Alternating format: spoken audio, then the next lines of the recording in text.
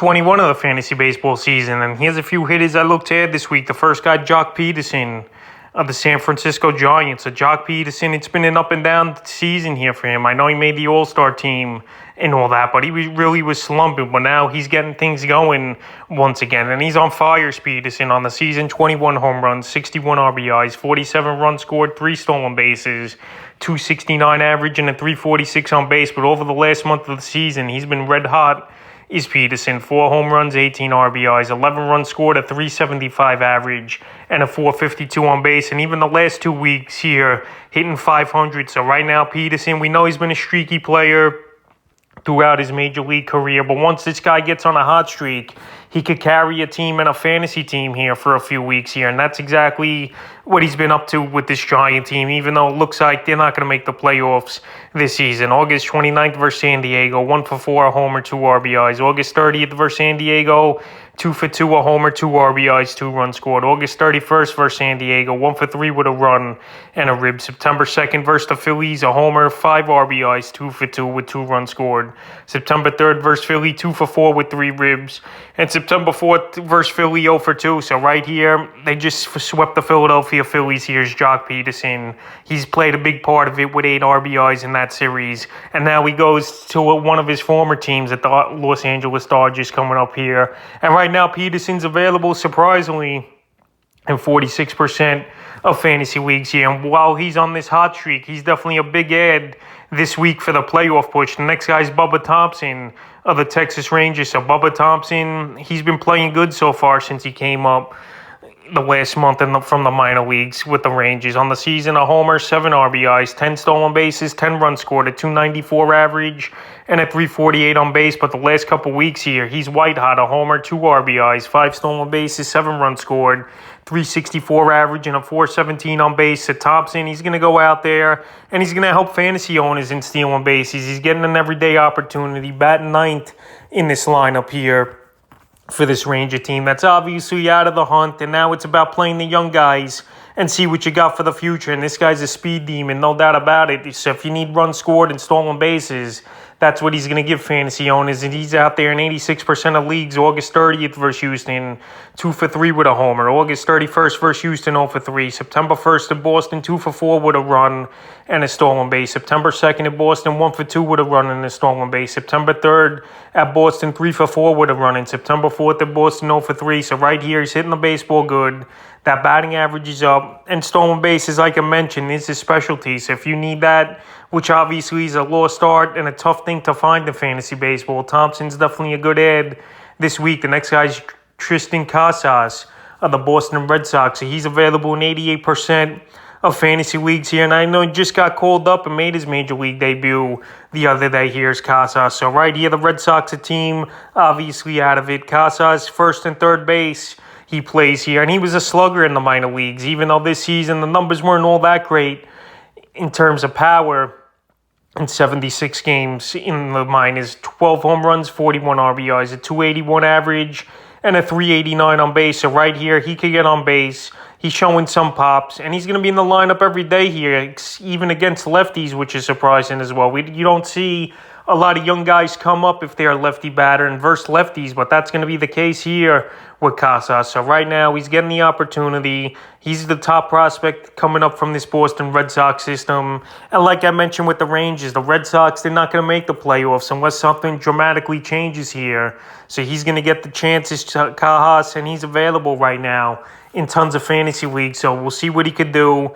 Maybe he could be a boom or bust this season, but next year he's definitely a guy to keep an eye on as well. The next guy, Nick Gordon of the Minnesota Twins. So Gordon, he's been pretty solid this year and a very versatile player for fantasy baseball. Right now, still available as well in 79% of fantasy leagues, and he qualifies at second short and outfield for this Twin team. So Gordon on the season, 6 home runs, 35 RBIs, 6 stolen bases, 35 runs scored, 273 average, and a 318 on base here. And over the last couple weeks here, .350 average with a homer and 11 RBI. So right now he's getting on base. He's hitting the baseball well. I know the stolen bases ain't all that great here. I thought it'd be a little bit higher here for Nick Gordon.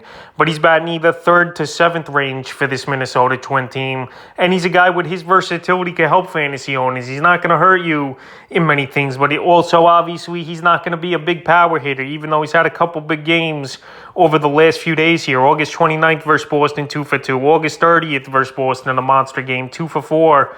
A homer, 6 RBIs. August 31st versus Boston, 2 for 4 with a run and 2 RBIs. September 2nd at the White Sox, 1 for 4 with 3 ribs. September 3rd at the White Sox, 0 for 3. And September 4th at the White Sox, 0 for 3. So right here, Minnesota goes into Yankee Stadium here for a 4-game set. And I know the Yankees' pitching's been pretty decent, but I think Nick Gordon, with his speed and the way he plays the game, it actually could benefit him over there in the stadium. And even could pop a homer or two as well in that short porch in right field. So right here, Nick Gordon, he's a guy that's been hanging around on a lot of waiver wires this season. But right now, I think he's a good ad for fantasy owners. He in the stretch run in the first week of most playoffs for fantasy guys to pick him up this week. The next guy's Michael Taylor of the Kansas City Royals, the top prospect in the Washington National system. But he just never could get anything going. But this season here, pretty decent year. 9 home runs, 40 RBIs, 3 stolen bases, 44 runs scored. 271 average and a 332 on base. So this year, his strikeouts, he's definitely cut back on here. His batting average has gone up last year, hitting in the 240s. He's up to the 270s this year. And the last month of the season, he's showing some power as well. But the last couple weeks is where he's getting it going. 3 homers, 10 RBIs, 9 runs scored, 2 stolen bases, a 311 average, and a 367 on base. So right now, I know he's available widely in 95% of fantasy leagues. And this just could be a fluky hot streak. But he's in the middle of this Royal offense, even though I know it's not saying much, with this team not really having big batters and struggling the whole season here in Kansas City. August 28th versus San Diego, 3 for 6, a homer, 4 RBIs. August 30th at the White Sox, 2 for 4, a homer, 3 RBIs, 2 runs scored, a stolen base. August 31st at the White Sox, 2 for 4 with a run. September 1st at the White Sox, 0 for 4. September 2nd at Detroit, 1 for 4, homer, 2 RBIs. September 3rd at Detroit, 2 for 4 with a run. And September 4th at Detroit, 3 for 5 with a run. So right here, a lot of multiple hit games. I believe 5 or 6 of them in the last week here for Michael Taylor. And that's what you want. A guy could get on base. A guy's going to hit for average and not really hurt you in categories. And that's exactly what he's doing right now with Taylor. So he's definitely a hitter that's worth an ad this week. The next guy is Yandy Diaz of the Tampa Bay Rays. I've mentioned Diaz a few times this season here on the waiver wire, and he's just been hitting the baseball great, especially over the last month of the season. On the season, 8 home runs, 51 RBIs, 2 stolen bases, 63 runs scored, a 290 average, and a 396 on base. So what a season it's been for him to almost have a 400 on base and 421 at-bats this year and over 500 plate appearances. So Diaz, he's been playing good baseball. This Ray team getting hot, only 5 games out now with the AL East, where anything can happen, even though there's only a little bit less than a month of the season. And over the last couple weeks here for him, a homer, 6 RBIs, a stolen base, 10 runs scored, a 383 average, and a 473 on base. So he's just getting on base nonstop here is Diaz, and that could definitely help a lot of fantasy owners, obviously, here. And right now, he's still available in 44% of leagues. So the last few games here for Diaz, August 28th at Boston, 2 for 6 with a run. August 30th at Miami, 2 for 3 with a run and a rib. August 31st at Miami, 3 for 3 with a run. September 2nd versus the Yankees, 0 for 3 with a rib. September 3rd versus the Yankees, 2 for 4 with 2 RBIs. And September 4th versus the Yankees, 2 for 5. So he's the engine that starts this lineup over here, batting leadoff for this Tampa Bay Ray team. And obviously, he's the perfect leadoff and table setter guy. He's hitting for a high average, on base almost 400 on the season here. And you can't go wrong getting Diaz this week. The next guy, Rainey of the Seattle Mariners. So right here, what a season it's been for Rainey out of nowhere, showing some massive power for this Mariner team, especially at a weak catcher position in fantasy baseball. 22 home runs, 52 RBIs, 38 runs scored, a stolen base. I know a 208 average and a 281 on base, but over the last month here, 7 homers, 14 RBIs, 12 runs scored, a 233 average, and a 313 on base. Obviously, average and on base percentage, you're going to throw out the window here with Rainey, but if you could got a guy in your fantasy team that's going to hit 20-plus home runs at a weak catcher position, I definitely would give up on batting average and on base for that particular thing here, catcher here, which is not a big deal in my opinion. So Rainey, underrated this season, no doubt. Available widely in tons of fantasy leagues here. Still at 84% with a catcher hitting over 20 home runs this year. August 30th at Detroit, 1 for 3, a homer, 2 RBIs. August 31st at Detroit, 0 for 3 with a run. September 2nd at the Guardians, 2 for 4, 2 home runs, 4 RBIs. September 3rd at the Guardians, 1 for 3 with a run and a ribbon. September 4th at the Guardians, 1 for 2, a homer, 2 RBIs. So he's been home run happy over the last week here. Israeli with 5 home runs in the time. So right now, if you need some power and RBIs, he's going to help fantasy owners. Obviously, the average and on base, you just forget about it. But I think it's worth the pickup this week, especially at a weak catcher position. The next guy is Jake McCarthy of the Arizona Diamondbacks. So McCarthy, I've been mentioning him as an ad over the last few weeks here. And he's been red hot and a great call-up for this Diamondback team. Available in 51% of fantasy leagues. So on the season here, 7 home runs, 35 RBIs, 12 stolen bases, 40 runs scored, 288 average and a 348 on base. But over the last 2 weeks here, he's a guy you can't get out. 3 home runs, 13 RBIs, 3 stolen bases, 8 runs scored, a 351 average and a 390 on base. And McCarthy, he's going out there and he's hitting the baseball great for this Arizona Diamondback team. A team, obviously, that needs hitting. A team that's been struggling all season in a tough NL West. And they're seeing what they got for the future as well here. McCarthy's definitely a player that's going to be part of this, in my opinion. August 29th versus Philly, 0 for 4, run and a rib. August 30th versus Philly, 2 for 5, a homer, 5 RBIs. August 31st versus Philly, 1 for 4, a homer in that one. September 1st versus Milwaukee, 0 for 3. September 2nd versus Milwaukee, 1 for 3 with a ribbon. September 4th versus Milwaukee, 2 for 4, a homer, 3 RBI. So he's showing power. He's stealing some bases, is McCarthy as well, which is a lost art, no doubt about it, with 12 on the season. And he's giving on his batting average. So right now, if he's out there in your fantasy league, he's definitely a good pickup this week here and a guy you want on your roster. The next guy is Henderson of the Baltimore Orioles. So one of their top prospects coming up through the farm system here is Henderson. And it was time to call him up here for this Baltimore Oriole team. So far, 19 at-bats on the season, 1 home run, an RBI, a stolen base, 2 runs scored, a 316 average, and a 350 on base. So he's a guy that's had good power in the minor leagues here.